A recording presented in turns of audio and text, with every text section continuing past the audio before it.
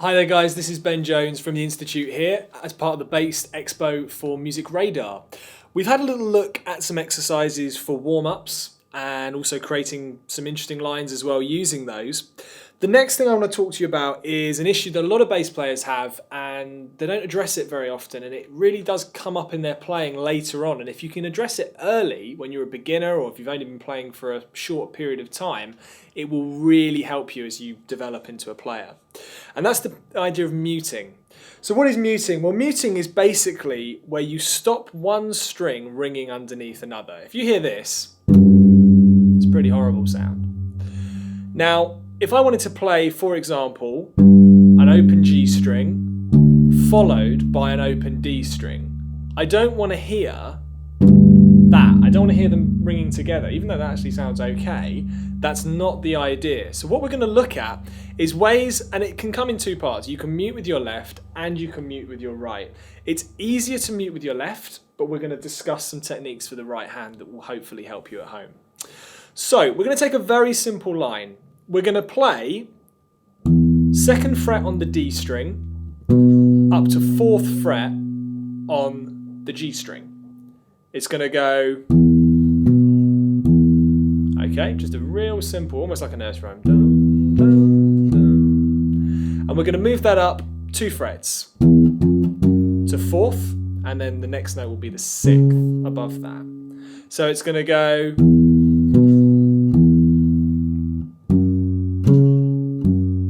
Now, what we don't want to hear is this.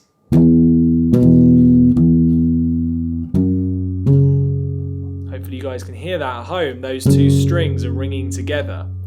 So let's address the left hand muting first. The great thing about playing a string instrument is that obviously as soon as you touch this string, it's vibrating at the moment, you kill the sound completely. And what we're going to do is we're going to focus on the ability to play a note, release the pressure, i.e. by letting the finger off, and then you will not get a note anymore. So if I was just playing a simple sort of 8th note pattern, I can mute and stop the note just by taking my finger off. Obviously you don't want that dead note in there, but the principle is the same. We get the note and then you lose it by releasing the pressure. First note is 1st finger on the 2nd fret of the D string. Then we're going to reach up for that 4th fret with probably our little finger on the G string. So we play that note, we then release the pressure, play the next note, release the little finger this time, and then play the first note again. So you get, and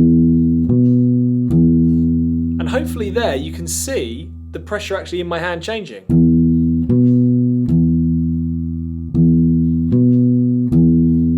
And then up.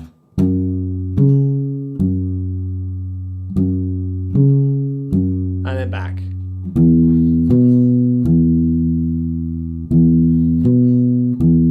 Okay, so that's the left hand, and that can obviously be put through any shape. It doesn't really matter. What we're looking to do though is release the pressure off the fingers. Just like that. Now, of course, if you go, hopefully you all heard that, you get what's called a pull-off, which basically means I'm actually getting that note, which is an open D. We don't want that. That will start to bleed into lines and it's not going to help you. So just taking it off just enough so the string stops moving is an effective way of muting. Okay. Now, let's talk about the right hand, because right hand muting is very, very important. Obviously, we're just concerned with these two strings here, D and G. The E and the A for now in this exercise aren't going to be used. So what I'm going to do, we hit the 1st finger, the 2nd finger, this is still vibrating, even though it's, you can see that there. And then when I play that next one with my 2nd finger, I land on the D string. And because of that, it stops this note from ringing out any longer. So you get, but this can't ring anymore because my finger has already landed on it.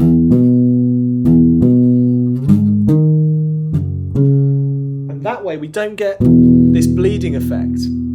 So it's a really effective use of two hands to make a much cleaner sound, and especially if any of you are going to do any recording in the future, muting is a huge issue. You don't want to have all this noise going on in the background when you're recording on things. So it's a really important thing to do. And just remember the two ideas we've used. Pressure being taken off the strings with your fretting hand, or your left, or depending if you're left or right-handed, and then pulling through to land on the string below in your plucking hand. And those two should give you a much cleaner tone that will help you in any style of music you want to play.